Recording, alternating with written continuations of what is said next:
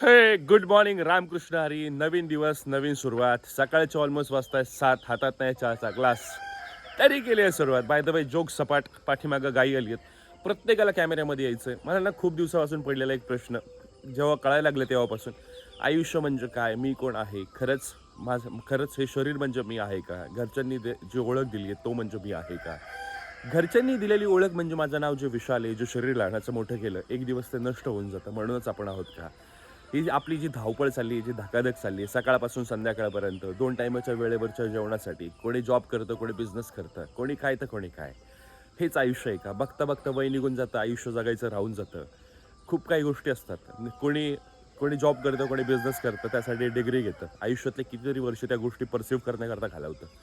आणि एक दिवस मग आपण मृत्यूची वाट बघतो. मग जे लहान असतात त्यांना आपण मोठे करतो, जे मोठे असतात त्यांना जॉब करायचं जबाबदाऱ्या शिकवतो किंवा परिस्थिती घडवते. आणि ज्यांचं वय झालं आहे, ज्यांनी जॉब केला आहे, बिझनेस केला आहे किंवा ज्यांचं लग्न झालं, आयुष्याच्या एक सर्टन एजला आलेत, म्हातारपण आलेलं असतं, ती लोकं आपल्या मृत्यूची वाट बघत असतात. कधी मृत्यू होतं आणि कधी आपण जातोय. लहान म्हणजे ना, लहानपण, मग नंतर जवानी, नंतर म्हातारपण, 3 फेजमध्ये आपण माणूस नुसती धगधग कोणाची तरी वाट बघत असतो.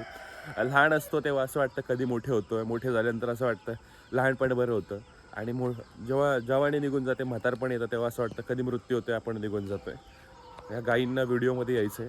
हे बघ बाई बघ, कधी मृत्यू होतोय. आणि प्रत्येक वेळी आपण आपल्याकडे जे असतं तेव्हा त्या गोष्टीची व्हॅल्यू राहत नाही. जे नसतं ते हवं असतं.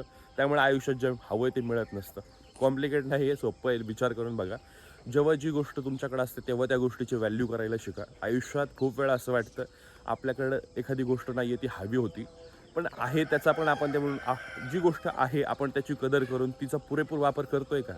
खूप काही गोष्टी मला ना खूप काही प्रश्न पडायचे. म्हटलं माझ्यासारखं कोणीतरी एखादा वेडा मिळेल त्याला हे नक्की प्रश्न विचारेल. वेडं असं नाही आहे, पण मला असं वाटतं की एक आउट ऑफ क्युरिओसिटी, खरंच आयुष्य म्हणजे हेच आहे का. जी जगण्याकरता जी धावपळ, जगण्याकरता कोणी कमवतं, पण आपण जगण्याकरता कमवूयात. दोन आहेत शब्द आहेत, एकच शब्द आहे, 2 अर्थ निघतात. सकाळ संध्याकाळ 2 टायमाचं जेवण मिळवायचं, त्यासाठी आपण पळापळी करतोय का. आयुष्य काय आहे आणि ह्या आयुष्याचा आनंद घ्यायचा आहे, याच्यासाठी कमवतोय. Choice is yours. माझा व्हिडिओ कसा वाटला, व्हिडिओमध्ये तुम्हाला एखादा प्रश्न पटतो का, किंवा व्हिडिओमध्ये जे काय मी बोलतो ते तुम्हाला पटतं का, कमेंटमध्ये नक्की सांगा.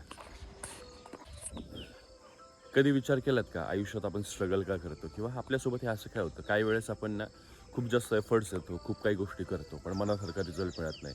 स्वतःवरचा विश्वास कधी कधी तुटतो. असं होतं आपल्यासोबतच का. मित्रांनो, मला प्रत्येकाला सांगायचं आहे, आपल्याला ना ते नाही मिळत जे आपल्याला हवं आहे, आपल्याला ते मिळतं जसे आपण असतो.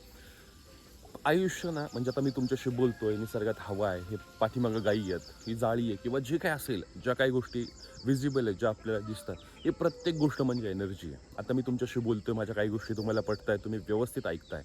ते काय होते, मी जे बोलतोय ते तुम्हाला पटतंय, कारण ते ऑलरेडी तुमच्यामध्ये आहे, त्याला काहीतरी लॉजिक आहे, त्याला बेस आहे, म्हणून तुम्ही ऐकताय. सांगायचं तात्पर्य काय आहे, आपल्या आयुष्यामध्ये ज्या गोष्टी आपण फील करतो, ज्या आपण आतमध्ये असतो, त्याच गोष्टी आपल्यासोबत घडतात. कधी विचार केलात का, आपण एखाद्या मित्राला, एखाद्या व्यक्तीला कोणातरी आठवत असतो, खूप दिवस त्याच्याशी बोललो नाही, खूप दिवस ती व्यक्ती आपल्याला दिसली नाही, अचानक ती व्यक्ती कुठेतरी दिसते किंवा त्या व्यक्तीचा कॉल येतो. असं का होतं. इट्स ऑल अबाउट ना, तुम्ही जे फील करता. निसर्गामध्ये एक तरंग म्हणजे ना, तुम्ही संदेश पाठवत असता, आणि विजिबल गोष्टी आहेत. तरंग म्हणजे काय, तुमची आणि त्या व्यक्तीची वाईब्स मॅच होते, आणि कुठेतरी कळत नकळत तुम्ही त्या व्यक्तीला एक मेसेज पाठवत असता की मी तुला मिस करतो, मी तुला मिस करतो. युनिवर्स तुम्हाला त्या व्यक्तीला तुमच्यापर्यंत पाठवतो, किंवा त्या व्यक्तीचा कॉल येतो. थोडंसं कॉम्प्लिकेटेड होईल, सोप्पं करून सांगतो. आता एक्झॅक्टली कसं सांगू थांबा सांगतो. आपण एखाद्या व्यक्तीला कॉल लावतो. मला सांगा, माझा नंबर आहे XYZ 1 2 3 4 5, माझा नंबर आहे. तुम्ही मला कॉल केला, मला कॉल लागतो. का लागतो, तुम्ही ती फ्रिक्वेन्सी डायल केली. आपण तर नंबर डायल करतो, पण तर हे लॉजिक कसं असतं, की तुम्ही एक ती फ्रिक्वेन्सी डायल करताय, आणि त्या फ्रिक्वेन्सीचा तो नंबर आहे, म्हणून मला कनेक्ट होतो. तुम्ही जर 98 50 25 32 100 नंबर डायल केला आहे, तर 98 25 32 150 नंबर डायल नाही होणार, तोच नंबर डायल होणार आहे. जसं तुम्ही फील करता तशा गोष्टी तुमच्या आयुष्यात घडतात. By the way, number correct करायचा प्रयत्न करू नका, तो माझा नाही आहे. असंच रँडमली मी सांगितलं, नाही तर तुम्ही डोकं लावाल. ह्या गोष्टी असतात आयुष्यात.